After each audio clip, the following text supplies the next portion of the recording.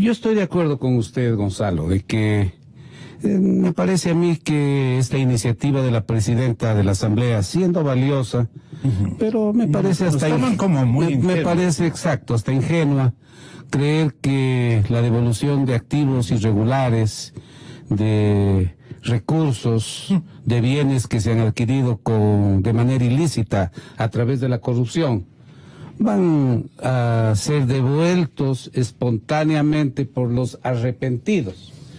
Vea, si nosotros analizamos cuál ha sido la conducta hasta, yo diría, cínica, insolente del expresidente de la República Correa, de su compañero Glass y de varios de las personas que han sido inculpadas de irregularidades, ninguno de ellos hasta ahora dicen que no hay pruebas fehacientes que demuestren que ellos se han aprovechado de los fondos públicos. ¿Dónde están las pruebas? Dice. Incluso el señor Glass, ya sentenciado, dice: a mí no me han probado que yo me he dispuesto medio centavo, a pesar de las declaraciones del tío, a pesar de las grabaciones, a pesar de los testimonios, a pesar de las investigaciones de la justicia americana, del proceso penal que se sigue en Brasil. Sin embargo, él señala que no le han demostrado nada, ¿no? Y lo propio Correa, por poco el señor se muere de hambre, ¿no es cierto? Y no tiene ya ni cómo movilizarse. Está gastando el pobre en abogados, cuando todos hemos visto la forma ostentosa y de despilfarro que él tiene para movilizarse por todos los lugares del mundo, y cuando viene al Ecuador ni siquiera utiliza las líneas aéreas normales, sino líneas privadas, lo cual demuestra que él tiene una economía que va más allá de los ingresos que puede tener como expresidente de la República. Entonces, pensar que aquí hay arrepentidos, o pueden haber arrepentidos, bueno, no se puede descartar, no puede ser una excepción, sin duda. Pero, por lo general, solo cuando ya han sido inculpados, algunos se acogen a esta figura de la colaboración eficaz con la finalidad de que les rebajen la pena, ¿no? Entonces, a mí me parece que esta iniciativa de la presidenta se le puede recoger la parte buena, porque en verdad nuestra legislación sí tiene algunas omisiones. A mí me agrada más la figura que presentó el anterior fiscal sobre la extinción de dominio.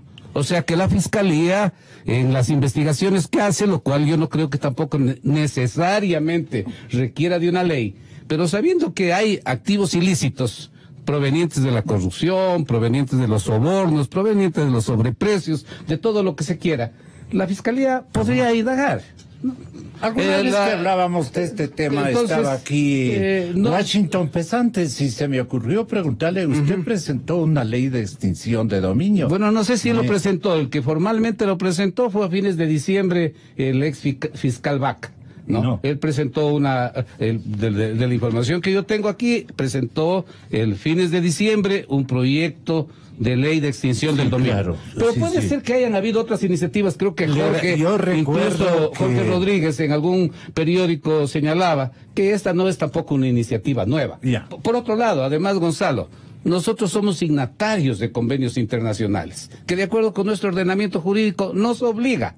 Tanto la Convención Interamericana contra la Corrupción, que data de 1996, como la Convención Mundial contra la Corrupción, prevén precisamente todas estas circunstancias. Y es algo que decía el asambleísta y que también yo quisiera recogerlo, en el sentido de que muchas de esas convenciones señalan que este es un papel fundamentalmente de la ciudadanía, porque realmente desde el poder, usted sabe, la Fiscalía es manejada de acuerdo con nuestro sistema constitucional por el propio Ejecutivo finalmente. Bueno, ahora el presidente ha dejado que operen los mecanismos de subrogación y de independencia de las funciones del Estado, pero en los 10 años anteriores los fiscales eran escogidos por el presidente de la República, y las acciones penales se hacían o se deshacían de acuerdo al criterio, al capricho, a la vendetta que el señor Correa tenía contra las personas que él quería que se dirijan la artillería de los juicios penales. Entonces, desde ese punto de vista, a mí me parece que formularle una rectificación. Solo para terminar la idea, Gonzalo, las convenciones internacionales facilitan estos procesos y el seguimiento requerimiento que ha hecho Naciones Unidas facilita también la ubicación de los activos ilícitos y la recuperación de los estados. Pero evidentemente sí se requiere en nuestra legislación, tanto como atribuciones de la Fiscalía, como lo que propone la presidenta de la Asamblea, de que el Consejo de Participación Ciudadana también tenga una cierta iniciativa para recuperar activos y para ofrecer incluso a empresas y técnicos un porcentaje de lo que recuperen de los activos ilícitos, sí se requieren ciertas normas que estén debidamente consignadas en nuestro ordenamiento jurídico. Esta ley de extinción de dominio fue una propuesta durante el ejercicio de fiscal general de la República de parte de Pesantes. Y eso nos hizo acordar el mismo. Y periodísticamente nosotros también introducimos esta iniciativa que no mereció un mensaje de respuesta en ningún momento, ni del Parlamento, ni del jefe de Estado de ese entonces. Pero Washington Pesantes sí recordaba este particular. Esta ley permite que el Estado pueda tomar posesión, hacer suyo, los bienes ilícitos, es decir, los bienes producto del delito. ¿De qué delitos? De los delitos de lesa humanidad, toda clase de tráficos, de los delitos contra la fe pública, es decir, peculado, cohecho, concusión, enriquecimiento ilícito, trata de personas, en fin. Aquí están detallados todos y cada uno de los delitos. Pero alguien me dirá, pero ya tenemos la ley penal. Pretendo ser didáctico. Un proceso penal puede durar, con instancias y casación, puede durar 2, 3 años. Mira, hay juicios que aquí han demorado ya 15, 20 años. Isaías, por ejemplo. Así es. Si es que el Ecuador tuviese una ley de extinción de dominio, en 3, 4 meses podría tomar para sí, para el Estado, para los ecuatorianos, los bienes producto de los ilícitos, independientemente de lo que pase en el juicio penal. Le doy un ejemplo gráfico. ¿Qué pasaría si estas organizaciones delictivas colombianas, si este tristemente célebre Guacho es detenido o es muerto? Sí. ¿Qué pasa con los 50 o más bienes que el fiscal general de Colombia nos viene a decir, a informarnos que están en el Ecuador, que son producto del narcotráfico? Si muere el procesado, se extingue la acción penal. Esos bienes quedan en beneficio de sus herederos o de su organización. Si tuviésemos la ley de extinción de dominio, inmediatamente, en 3 o 4 meses, una ley que garantiza el debido proceso, como no puede ser de otra manera, pero es un proceso sumario, independiente de la acción penal, inmediatamente el Estado podría tomar. Pongo a pensar, y soy escéptico, con este proyecto de ley de la señora Cabezas, respetable legisladora que lidera este momento la Asamblea Nacional, tenga la bondad de devolver lo que se ha robado.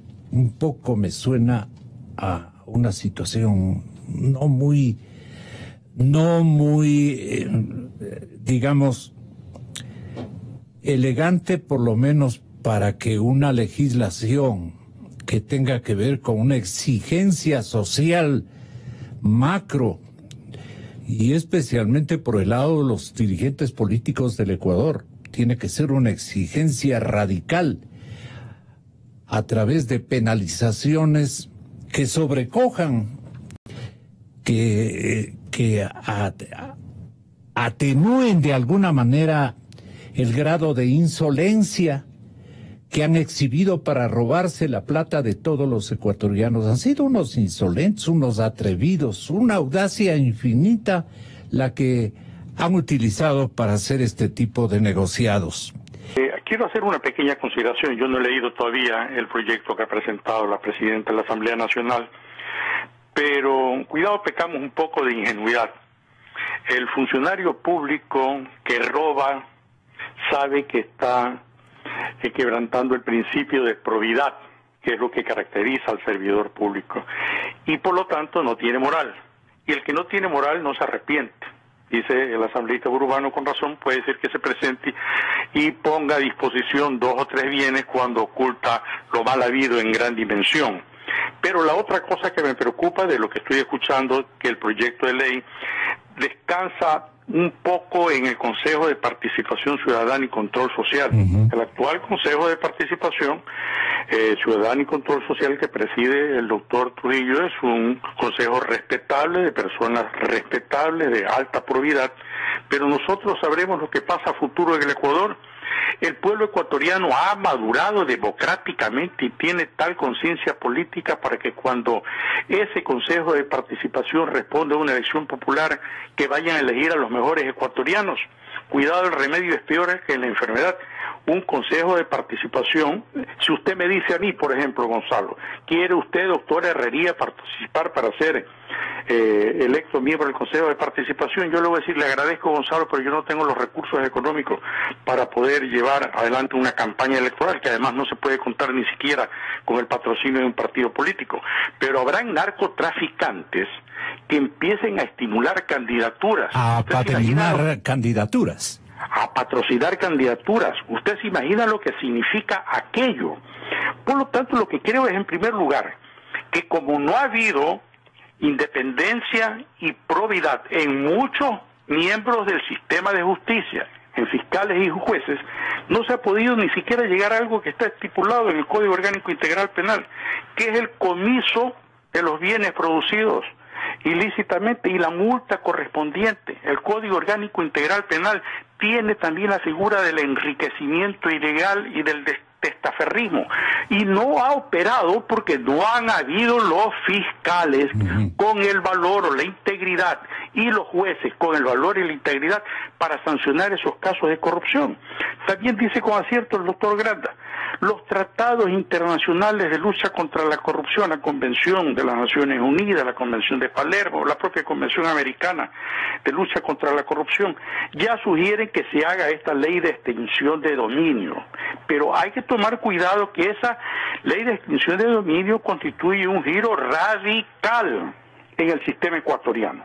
En primer lugar, no tiene por qué estarse vinculando al sistema de justicia penal con la acción de extinción de dominio, porque la acción de extinción de dominio recae la responsabilidad, la competencia para conocer y resolver es sobre jueces de lo civil, que ahí habrá que ver si tienen la posibilidad de recurrir al fallo en una sola instancia, si es posible que vaya hasta Corte Nacional a través de casación, si es susceptible que sea presentado de esa decisión una acción extraordinaria de protección. Todo eso de ahí demanda un estudio muy concienzudo. Pero de lo que sí estamos de acuerdo todos es que debe haber esa ley de extinción de dominio, porque es la única forma no solamente de lograr recuperar los activos que se han robado en 10 años, cerca de 30.000 millones de dólares, sino también para prever que a futuro los funcionarios públicos, los servidores públicos, no vayan al ejercicio de sus cargos con la intención que hemos visto en estos últimos 10 años, dedicados a robar los recursos del Estado y comprometer el bienestar de las futuras generaciones. Entonces, pues, todas esas consideraciones ameritan no solamente que sea un debate muy serio a través de la Asamblea Nacional, sino también solicitar el concurso de especialistas en el tema. Mire usted, por ejemplo, en el caso de Guatemala, donde se formó por parte de la Comisión de las Naciones Unidas un comité de lucha contra la corrupción, no está teniendo los resultados esperados. Por eso aquí algunas voces que dicen... ¿Qué falló, doctor? ¿Qué falló en Guatemala? En Guatemala falló que mientras esa comisión develaba los casos de corrupción, el sistema de justicia ordinario, que se oponía a la misma, que la cuestionaba porque decía que era una intromisión en las facultades jurisdiccionales del Estado guatemalteco, echó por los trastes todo el trabajo que estaban haciendo. Son pocos los casos de corrupción que han sido sancionados en la justicia ordinaria y pequeñísimos en relación a los investigados y denunciados por esta CICOP de Guatemala. Esto de aquí nos hace ver es una cosa que es muy importante, también lo decía el doctor Granda. Es imprescindible que haya una valoración que ya la va a hacer el Consejo del doctor Julio César Trujillo sobre todo el sistema de justicia ecuatoriano, comenzando por la Corte Nacional de Justicia. En la Corte Nacional de Justicia hay rezagos del Correato, hay magistrados que hicieron gala de su complacencia frente a Correa, que ignoraron incluso resoluciones del sistema interamericano de justicia cuando había violación de derechos humanos y siguen ahí sentados. Por lo tanto, hay que hacer una depuración del Sistema Nacional de Justicia, porque cambiamos la norma, ponemos una ley de extinción de dominio severa y técnicamente muy bien elaborada, pero si tenemos todos los mismos operadores de justicia, nosotros vamos a encontrar que a lo mejor va a ser el remedio peor por la enfermedad, porque usted se imagina a un testaferro o a un servidor público que él impúdicamente tiene bajo su propiedad los productos de los actos ilícitos, que se lo someta a un procedimiento judicial con la cantidad de dinero que ha acumulado. Si no hay jueces con verticalidad, a lo mejor lo exoneran de responsabilidad y ya ahí se queda oleado y sacramentado, porque será por autoridad de cosa juzgada que haya pasado su investigación y nunca más se podrá hacer nada contra él. No está mal, no está mal. Primero, que la Asamblea y la propia Presidenta de la Asamblea dé cuenta qué pasó con el proyecto de ley de extinción del dominio. Sea que lo haya presentado el doctor Pesantes, sea que lo haya presentado el fiscal Vaca, ¿no? ¿Dónde está ese proyecto de ley de extinción del dominio? Hay que aclarar que no se trata de una extinción general del dominio de carácter particular o civil, que eso tendría que estar en manos de los jueces civiles, como dice el doctor Herrería. Aquí estamos hablando de investigaciones que haga la Fiscalía por enriquecimiento ilícito. Enriquecimiento ilícito público también puede haber privado.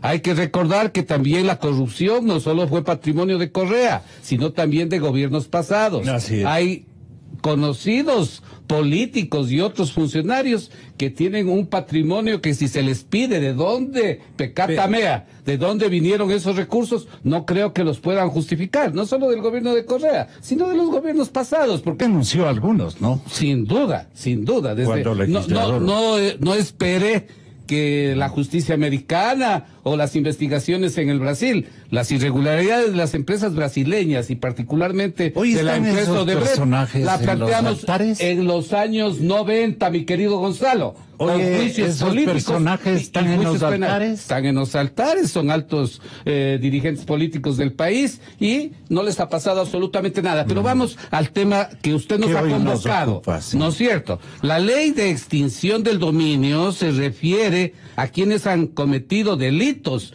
y que tienen bienes resultado de actividades ilícitas, especialmente del ámbito de la corrupción. Esa competencia sí creo yo que debe estar y está en manos de la Fiscalía. Como muy bien dice el doctor Herrería, aquí no es problema solo de leyes, aquí es problema de funcionarios. Si no tenemos fiscales que investiguen, por ejemplo, este tema del enriquecimiento ilícito de manera profunda, seria, nunca va a haber ninguna investigación. Pero en todo caso, lo que se está pidiendo es un régimen especial incluso para los fiscales, para que puedan actuar evidentemente en relación con los jueces penales, para que puedan actuar ágilmente en la recuperación de los activos ilícitos producto de la corrupción. Que la Presidenta de la Asamblea además introduzca la figura que sea el Consejo de Participación Ciudadana, porque Gonzalo, el Consejo de Participación Ciudadana no solo es un instrumento para nombrar funcionarios, es un instrumento que sustituye la Comisión de Control Cívico de la Corrupción y que en definitiva tiene que liderar la lucha anticorrupción. Y si se puede de parte del Consejo de Participación Ciudadana investigar ilícitos, bienes, recursos robados, ¿no? Y que lo pueda hacer incluso con comisiones técnicas que hay a nivel internacional, como tantas veces lo ha recordado Jorge Rodríguez. Perfecto, que se lo haga, que se hagan los contratos, así les den un porcentaje. Usted tiene... Porque, dígame una cosa, González, si se recuperan 20,000 millones de dólares y alguien determina dónde están los fondos, dónde se han invertido, que le paguen un 10%, no estaría mal, pero el país recupera 18,000 millones de dólares, ¿no? Entonces, eso sí es resultado de un trabajo técnico prolijo que tiene que hacerse en el sistema financiero internacional, que tiene que hacerse con una serie de instrumentos tecnológicos y obviamente, ¿no es cierto?, que esa figura se le asigne al Consejo de Participación Ciudadana en el liderazgo que debe tener en la lucha contra la corrupción, no está mal. Lo único que habría que decirle a la presidenta Elizabeth Cabezas es que le informe al país en qué estado está la ley de extinción del dominio presentada por todos los fiscales que supuestamente lo han hecho, ¿no es cierto? A ver, ya está en primer debate, en segundo debate, ¿qué cambios han hecho? Y segundo, o la iniciativa es neutralizar precisamente esa propuesta a cambio de la suya propia. O que hagan las dos cosas, o que las combinen con la finalidad de que realmente existan todos los instrumentos jurídicos claros para que los bienes obtenidos por actos de corrupción, ojalá esto sea incluso imprescriptible. Bueno, lo es si es que son como si es peculado, lo demás es imprescriptible, pero en todo caso debería hacerse una acción eficaz tanto de la Fiscalía, del Consejo de Participación Ciudadana, de las comisiones ciudadanas. Vea el éxito que tuvo la Comisión de Control Cívico de la Corrupción. Fue una iniciativa que algunos ciudadanos y algunos periodistas críticos planteamos en el sentido de que debe haber una comisión ciudadana, dado que el Consejo de Participación Ciudadana eran unos incondicionales del gobierno y que la Fiscalía no eran sino amanuenses del presidente de la República. Entonces se necesitaba que las organizaciones sociales, que las organizaciones populares digan, a ver, hasta aquí nomás llega tanta corrupción, y nombró una comisión de la calidad ética como la que preside el economista Jorge Rodríguez, el doctor Julio César Trujillo y el doctor Germán Rodas y otras personas más que conforman la comisión anticorrupción para que pongan el dedo en la llaga. Y entonces explotó el gobierno de Correa y todo la estructura de impunidad que este señor creó con los fiscales, con la Procuraduría, con la Contraloría. Sí, perdona, el actual Congreso hubiera convenido mejor que hiciera un inventario, una comisión de alto nivel, muy plural, integrada por todos los que se santifican en este momento, aunque sus cuadros pasaron de la condición de legisladores pobretes a nuevos ricos. Y eso hay in extenso, como usted menciona. Que descubra quiénes son los nuevos ricos del pasado y los nuevos ricos de esta coyuntura de revolución ciudadana. A ver a cómo nos toca a todo el mundo.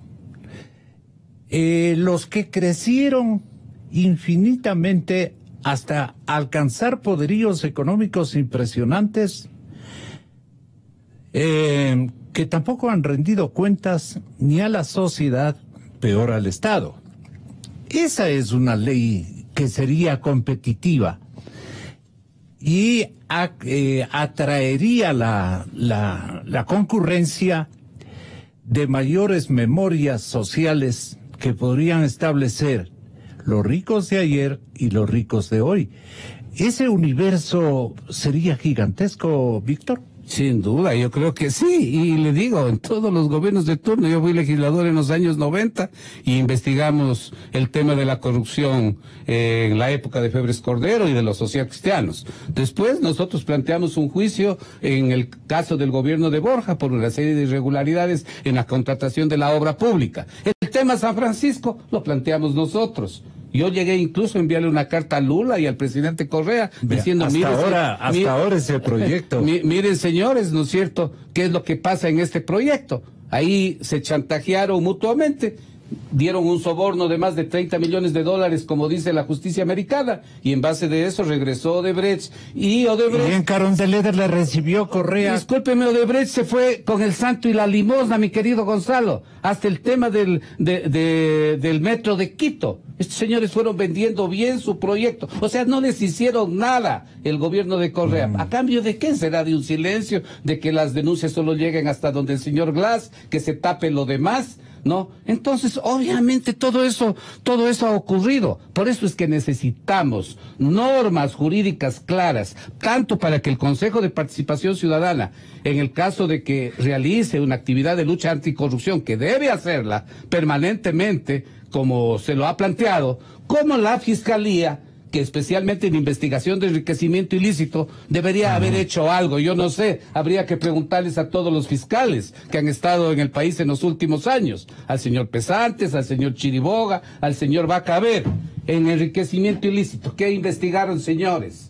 ¿O es que en el país no ha habido enriquecimiento ilícito, especialmente en el sector público y aún en el sector privado, con la evasión tributaria, etcétera? Aquí hasta se los premia a los evasores. Entonces, creo yo que evidentemente se necesita una regeneración moral en el país y la designación de funcionarios, especialmente creo yo en la Fiscalía, que dejen de ser una dependencia de la función ejecutiva. Fíjese, de Maguad, mi querido Gonzalo, yo lo planteé en el año 2000. ¿Cuándo estamos ahora? 2018, 18 años. ¿Y quién tramita ese juicio? La Fiscalía, la Procuraduría y la Contraloría, ¿no? ¿Y dónde se tramitó ese juicio? En la Corte Suprema de Justicia y en la Corte Nacional de Justicia. Todavía no termina el recurso de casación y todavía puede haber recurso de revisión y todavía puede haber acción extraordinaria de protección. 20 años se demorará seguramente ese juicio, un récord. Consideraciones que hacer. La primera consideración, los grandes casos de corrupción que han salido a la luz pública en el Ecuador han venido de algunas vertientes. La una, para comenzar con el caso FIFA-Gate, que ahí hago una pequeña acotación. Se lo acaba de sentenciar, me parece que en casación se revisó el fallo del señor Luis Chiriboga, se redujo la pena, que era la máxima con el código anterior, que era de 9 años, y le pusieron 6. No le pusieron el máximo, le pusieron el mínimo. Un golazo de Lucho.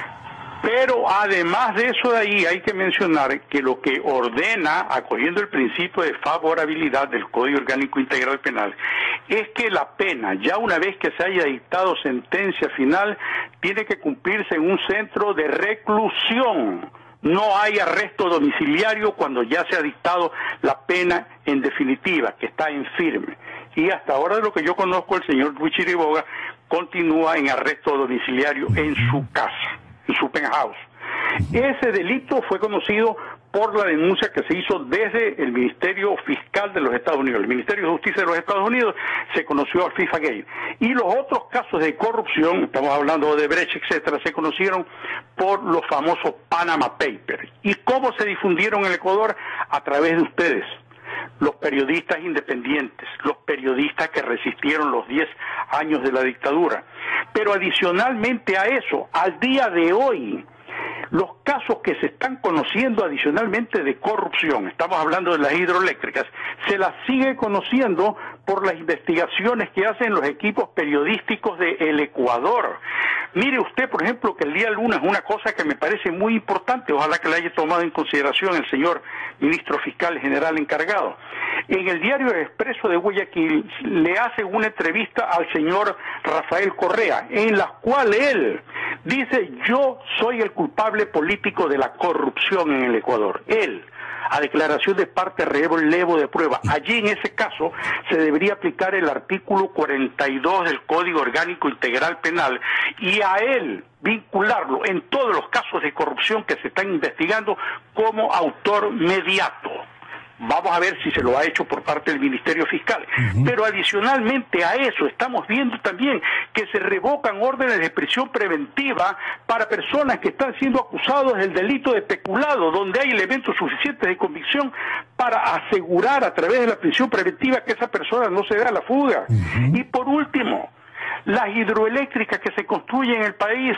Gonzalo, usted sabe que la parte de ingeniería, estoy hablando del concreto, es de tecnología china, que estamos viendo las filtraciones que hay. Pero la parte eléctrica, lo que estamos hablando de turbinas, son de tecnología rusa. ¿Por qué razón no se ha contratado con los Estados Unidos de Norteamérica? Porque la animosidad demostrada por Rafael Correa y su gobierno contra los Estados Unidos no era de carácter ideológica, era de conveniencia. En los Estados Unidos existe la ley anticorrupción que impide que las empresas privadas entreguen coimas, sobornos, dádivas, como se lo quiera llamar, a los funcionarios de los países donde ellos lleguen a contratar. Y está penado con cárcel y multas elevadísimas, cosa que no ocurre en otras naciones de donde provenían los contratos que en este momento estamos viendo, que obras de tanta importancia para el Ecuador, no solamente que tienen sobrecostos, sino que están mal hechas, que en el momento que una de aquellas se vaya a destruir, nosotros nos podemos quedar sin luces, vamos a volver a alumbrarnos por velas. Todo esto hace ver de que fue premeditado. Dos cosas: empezar a insultar a los norteamericanos e insultar a la Unión Europea porque no querían contratar con ellos porque no había la posibilidad de la coima. Y la segunda consideración, que el haber sacado la ley orgánica de comunicación tenía la intención de evitar de que ustedes, un periodista serio, honorable, probo, ejemplo para el periodismo nacional, como es usted, Gonzalo, no puedan efectuar las denuncias ni receptar los testimonios que generosamente nos ha permitido a los ecuatorianos que hemos luchado contra la corrupción en estos últimos 10 años, decir lo que estaba pasando en el Ecuador. Destaca esta aseveración de Correa: soy responsable político por la corrupción. Soy responsable político por la corrupción, pero no en lo judicial. Pero no en lo judicial. Oye, ¿este hombre está loco? ¿Está desenchufado? Algo le pasa. Porque si es responsabilidad política administrativamente, entonces es también corresponsable penal, pues. Así es. ¿No le parece, doctor? Pero así es. Y él puede, con esta clase no de lectores, porque bueno fuera que esto leyera todo el mundo. Él reconoció, dijo, yo soy responsable político, porque evidentemente el presidente de la República, cuando emite decretos, nombra funcionarios, es el responsable político y tiene que dar cuenta de eso. Vea en el caso de Bucarán, por los decretos de la mochila escolar, fue enjuiciado, ¿no es cierto? Y estuvo prófugo por muchos años hasta que regresó al país. Pero este señor firmaba decretos y cree que firmar decretos no le entraña ninguna responsabilidad.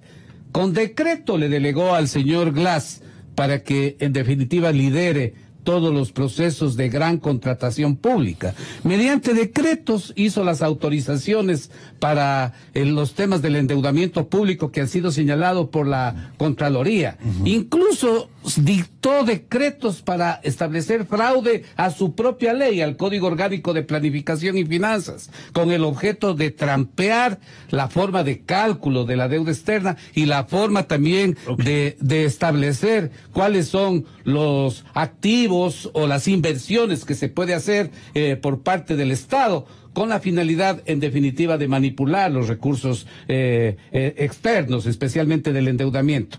Entonces, a través de las acciones de este presidente, él tiene autoría mediata. Antes, nuestro código hablaba de autores, cómplices y encubridores, que tal vez de mejor manera, desde mi punto de vista, caracterizaba la responsabilidad de los funcionarios. Pero él eliminó lo de encubridores y lo de cómplices y agregó lo de autores mediatos. Pilas del tipo, ¿no? Incluso él manipuló con el señor Mera, porque ese señor, ¿no es cierto?, se campea en todos los escenarios del país con total impunidad y cinismo. Cuando en el Parque Metropolitano. Cuando él es el instrumento a través del cual se hizo toda esta mañosería jurídica para cometer todo tipo de abusos y de robos, no solo en la gran obra pública nacional. Recién yo leía un dato de la Contraloría que decía que hasta en la compra de unas botas o de no sé qué mecanismos de seguridad que costaban $70, se los había comprado en el doble o en el triple de precio. O sea,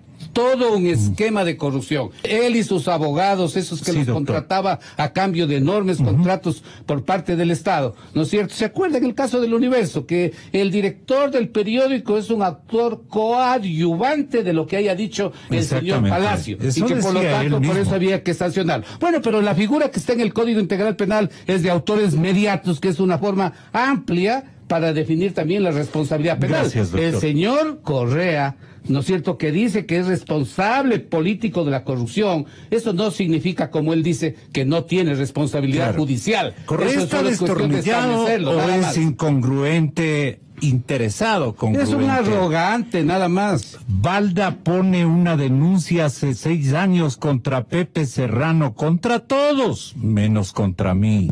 Es un caso forjado, un acerto. Otro acerto. Hasta los inútiles funcionaban conmigo. Mire, María Fernanda Espinosa es una señora muy limitada. Lenín Moreno no me ayudó en nada. aseveraciones de este hombre. Está perdiendo la cabeza. Digamos, claro, dice que le podría ayudar a elabora robar, frases sí, ¿no? incongruentes o muy atinadas para marear a la gente que no tiene resortes de inteligencia mejor activados, digamos, porque todo nuestro pueblo es muy inteligente y muy intuitivo. Pero con este tipo de discursos le victimizan o se victimizan. Así. Así.